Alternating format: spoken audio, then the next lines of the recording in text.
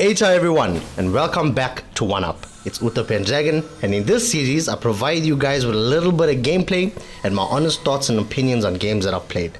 And today we're going to be taking a look at Ghostwire Tokyo. So Ghostwire Tokyo is developed by Tango Gameworks, and they're also the developers of the Evil Within series, which I've played and thought was kinda dogbox. But even though I'm familiar with the developers' games, it could have never prepared me for Ghostwire Tokyo, because this game is absolute booty cheeks on fleek, and it definitely earned its spot in my top 10 best games of all time. So the game is a first-person horror / action / adventure RPG, and you play as Akiro as he sets out to save his sister in a humanless city of Tokyo with the help of KK, a spirit that possessed him earlier on in the game. With that being said, the game does have a really spooky setting that got rather trippy from time to time, and a lot of the world had this dark and gloomy atmosphere to it. Now, even though I wish there was a better weather system, I kinda understood where this was going. The world's map is also very big. It's filled with urban areas and high-rise buildings, and at every turn it looked different and had different vibes, from alleyways to being on the street and even to being inside buildings and houses. It wasn't just a copy and paste, and all of this being fairly open world, it left excellent room for a feeling of exploration. And there was a ton of exploration to be had, because this game was filled with stuff from saving lost souls to acquiring combat items and even gear that made Akiro look kinda snazzy, which actually did feel kinda overwhelming at times, but I really didn't mind it. Given that the game is based in Japan, it is absolutely rich in the Japanese culture and lore, which I really loved. The game was filled with creatures straight out of Japanese folklore that you could go about hunting, to Japanese-like foods and snacks that you can eat, to stuff like Jizo statues that you can find to level up your stats. I was truly impressed with how rich this game was, with even the simplest details of Japanese mythology and culture.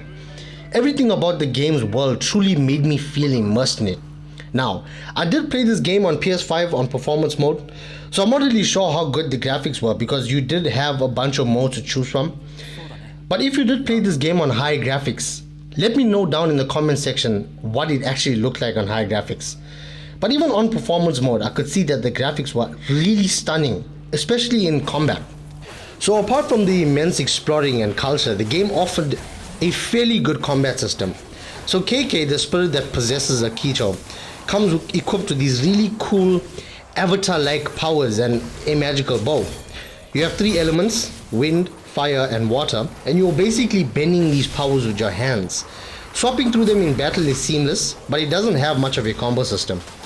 Even though these powers looked cool, and you definitely felt that way with its Naruto hand science, unfortunately there was no hand-to-hand combat, which I really wish they implemented. It would have made an already unique combat system slightly cooler, but nonetheless, it was still pretty good. All these powers and items did run on an ammo type system, and it was possible to run out of them mid-fight. But the powers are replenished by certain possessed items you find in games and by killing enemies. These items, however, could be bought from cat vendors. The ammo system was very balanced, and so were the powers system, because throughout the game, every combat encounter had me using all my available powers to kill certain enemy types, which I really appreciated, because I always hated having to collect a bunch of items in games but never use them, or only using one specific item because it was overpowered compared to the rest. But in this game, throughout the game, everything I collected served a purpose, from talismans that gave you supernatural benefits to prayer beads that enhance your supernatural powers. They really did give you an upper hand in certain combat situations and boss fights. The enemy types were fairly limited, ranging from Slender Man to headless schoolgirls, and once in a while some really scary looking sleep paralysis demons. The bosses were few and far between, but the design was original and stuck to the game's lore. And it also had certain systems in which you had to use in order to kill these bosses.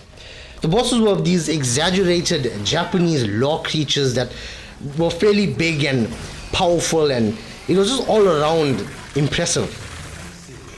There was also a very great upgrade system, which was basically you going about finding Jizo statues to increase the amount of power ammo you had, and a relatively simple skill tree that did make noticeable quality to life changes and also combat changes. However, I did wish that it was easier to level up because it did take a lot of grinding, but in a fun type of way. Because even though it got kind of repetitive, I never felt as if it was tedious or just a way to make the game feel full. The main and side mission structure was really good. I noticed early in the game that all the main and side mission starting points were right next to where you got the missions from. I really did appreciate that I didn't have to run across the map endlessly to complete missions. The missions also never felt empty. They were always very eventful and purposeful, from taking you to uncharted magical areas to getting you items that you needed, and they always stuck to the lore and the setting of the game. Now, because the game was humanless, you got the side and main missions from ghosts, cats, and dogs, which were this game's NPCs. Now, as goofy as it sounds, I actually liked it, because not only was it unique, but in this game it was also very well done. All these ghosts and animals had good personality to them. They all had their own problems and rather good dialogue. You can also get pieces of the story from them, which in this game was very dense. The story was good and filled with emotion and purpose. It also did well in getting me rather involved with the protagonist and his journey. With all that being said, I'm pretty sure you can see that the game checked every box for a perfect game. Even though the combat system could use a little bit of work and the controls were kind of simple, which made me feel like I was just moving around a camera with arms, the game was still really solid and fairly bug-free. I could see that the developers put in a ton of effort into it. The game was rich in exploration, culture, story, and combat, which you really don't find a good balance of in games. But Tango Works really came as close as it got to making a perfect game. Replayability is kind of mid-tier because there really isn't much to get good at, because I really didn't have much difficulty in the game. And you can technically collect everything and fully upgrade yourself in the first playthrough. Maybe after a while you can come back to it and enjoy it equally as much as you did the first time. I was actually kind of sad when the game ended, so I might just replay it later on. Given that, I am going to give this one a solid 9 out of 10. It definitely hit my top 10 hard and dethroned a lot of games that I once held dear.